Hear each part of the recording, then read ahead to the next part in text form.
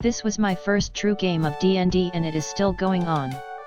The first session was character creation, and since I didn't know much about the game, I just took everything the DM, John, said.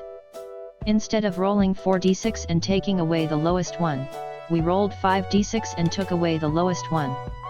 At first I didn't think this was a problem and I get a 20 in strength, above 15 for everything else and a 10 in intelligence, because intelligence is stupid. I rolled really well even considering the extra dice, and then I look over to the bard, Chris, and he has 4 ability scores over 20, with a strength of 21. The DM didn't even know you were meant to add your strength, or dexterity, to your attack and damage.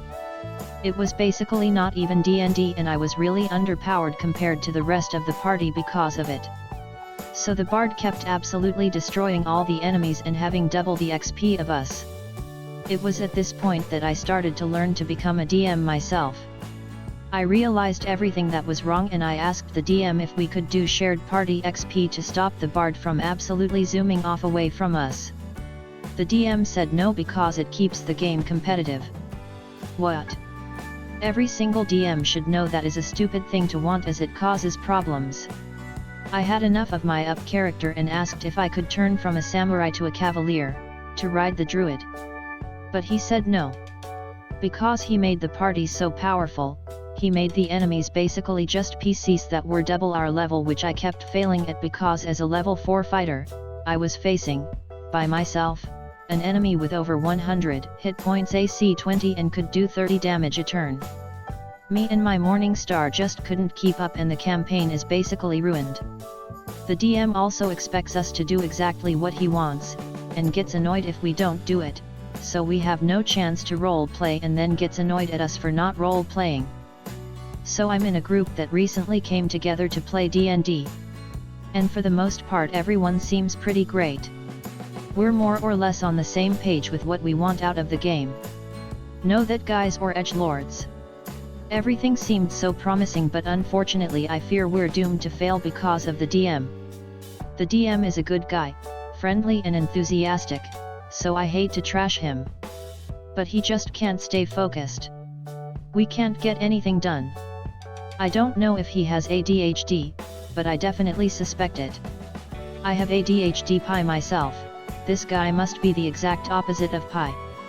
The game is good when it's actually moving forward, but we're moving forward at a snail's pace. I've played this particular campaign before with another group and it takes us like 3 sessions to equal the progress the other group made in one shorter session. If anyone cracks a joke or says anything off topic, he gets distracted and starts talking about it. If he gets hungry, he'll start talking about food. If someone gets a drink, he'll go on a tangent about beer he likes. If something happens in the game that reminds him of a different game, he'll start telling us about that.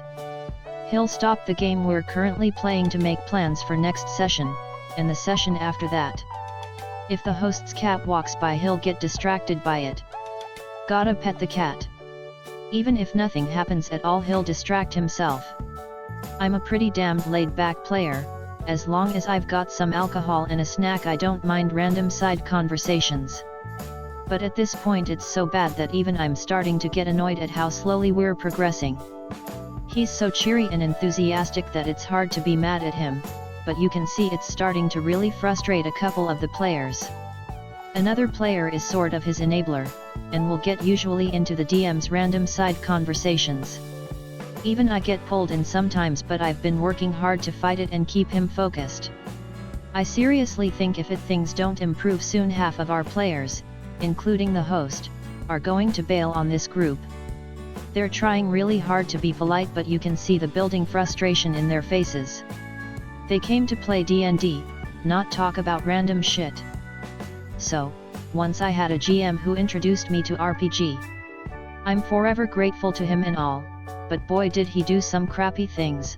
I'll call him the ogre for now on, especially with homebrew. One day, he decided to bring some homebrew to our D&D 5e campaign, an old school rules system called Godbound, a sandbox RPG of demigods, and integrate it to the system. It went wrong. Very wrong. Meet my Valor Bard, Despin Hobbs Koff, my username Koff, a LV6 fellow who works as a very nice support character, and can pack a punch. Well, Godbound was introduced to my table, and I got what is called the word of agility. Suddenly I was able to, with little to no cost, have double the turns on a fight, be immune to falling and able to adhere to any solid surface, and blink to anywhere I could see in naked eye. And that was just the beginning of the nightmare. So the ogre eventually decided he'd customize Godbound to become an elemental system, and I became the elemental demigod of lightning. Not only that, he gave us the chance to make our own divine gifts. He'd take a look and say okay, there were nearly no objections.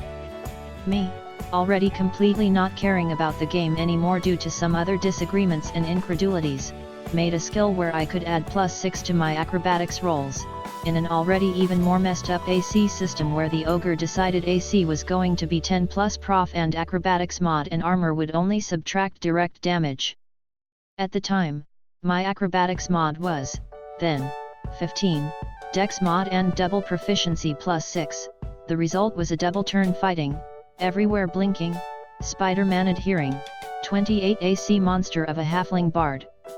And that was actually before he decided we'd time skip to LV15. And then my AC was 31.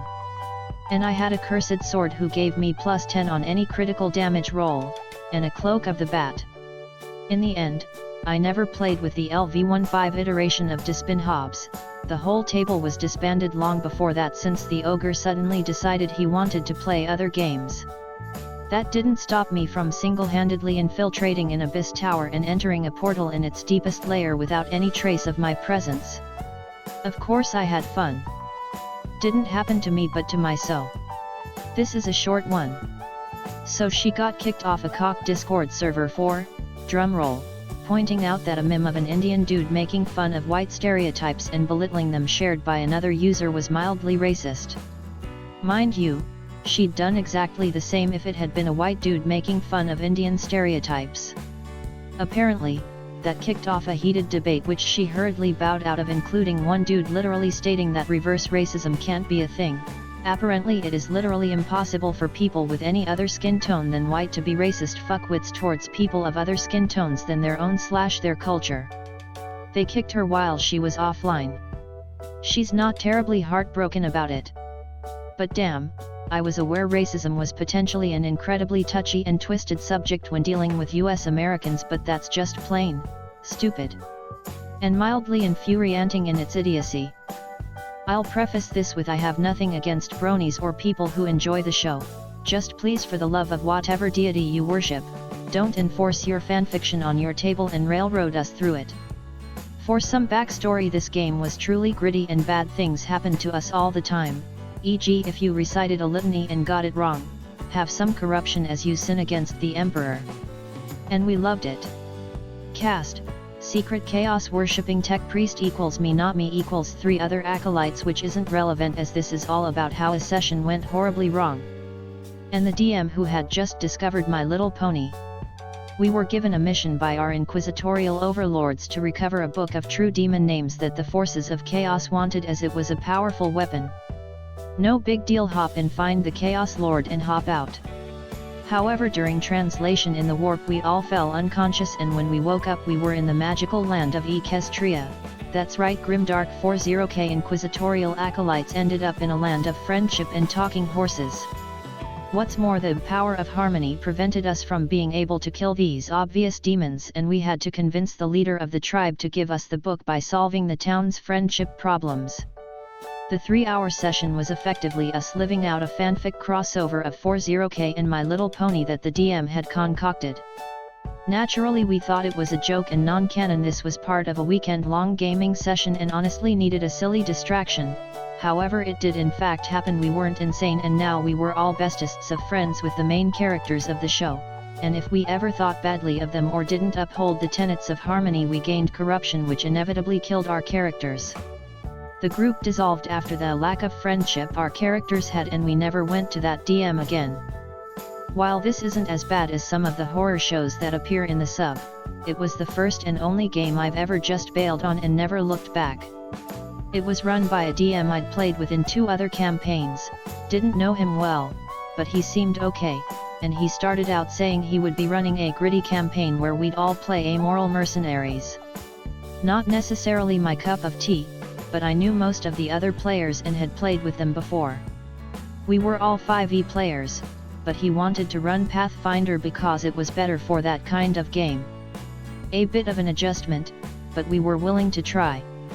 We all spent a good chunk of time learning Pathfinder rules, and I even built a decent backstory that worked with the DM's homebrew setting. He was the slave of an accomplished wizard who, on the night of his master's death, stole identity papers and enough gold to run, and never looked back. He'd learned enough from reading his master's books to understand basic incantations, and was determined to make it in a new city under a false identity. About the only principle my lawful neutral wizard really had starting out was that he hated slave owners. One of the early quests involved a sentient, immortal skull bound to the service of a local wizard for 1,000 years. My character decided it would be good to liberate the skull, giving the finger to the man and gaining a valuable ally that might know cool stuff. Even convinced the other PCs it was a good idea, though we realized it would probably get us in trouble. That's how plot happens, right? The GM was flat out angry. Stealing the skull, he insisted, was unlawful. If my character broke the law, he'd become chaotic neutral, and that alignment wasn't allowed in his game. He insisted every other player would have to decide to go along with the plan and face the consequences, or he wouldn't allow it. They said they were all in, and he responded by announcing that the skull instantly teleported itself back to the wizard who controlled it. Not it was warded, or the wizard was spying on you. Just, bad choice. Poof. It's gone. In retrospect, it was one of the least annoying things that happened over the course of the short-lived campaign *, but it struck me as bizarre that a GM who talked such a big game about gritty amoral mercenaries would be so flustered and insistent that we ride the straight and narrow. * told me that he would request that I roll a new character if I didn't make more use of my familiar Ahouscat in combat. Declared that in his world my character would be jailed for using spells higher than 1st level without joining a magical university, but declared that it was impossible to get a meeting with the headmaster before level 4. Forced my character into an unexpected wizard fight as the final exam, and when I managed to kill my opponent, declared the opponent the winner via higher magics, and permanently blinded my wizard in the resulting magical explosion. When I noted that a blind wizard can't learn new written spells, he said he'd figure out a special feat that would allow it. Sadly, other PCs were getting just as weird treatment.